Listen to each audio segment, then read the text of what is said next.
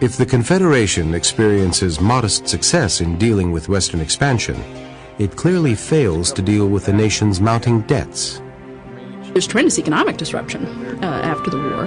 Obviously, England had been the major trading partner of the American colonies. A lot of people are holding currency, which is valueless, and also questions about how to re-establish the economic system and how to get things going. The hero, really, under the Articles of Confederation is Robert Morris, the Secretary of Finances.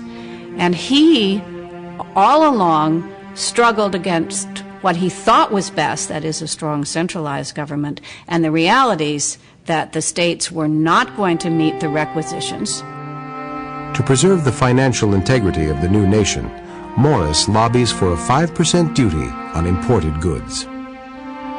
And it was an attempt to create a somewhat more powerful federal government, in which there would continue to be this balance between state sovereignty and national sovereignty, but that significant powers would move out of the states and would move into this federal government. And the problem with that strategy was that it could never overcome the basic hurdle of the requirement under the Articles of Confederation that all amendments had to be approved by a unanimous vote of the 13 state legislatures. So unanimity proved a real tough hurdle. Without a national solution, the debt problem remains with the states. All they can do is raise taxes. The farmers in western Massachusetts revolt.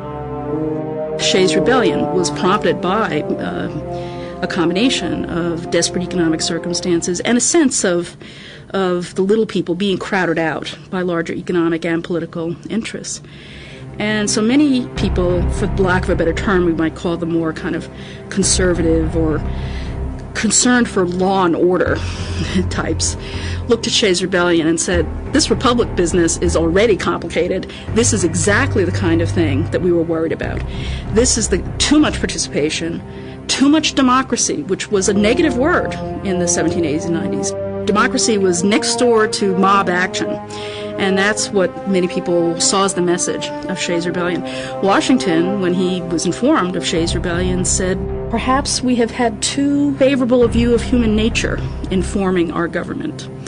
So this gave justification and impetus to moving toward a government that would have more protections for the property classes, for law and order and stability, as opposed to worrying quite so much about protecting against the encroachments of power in a central government.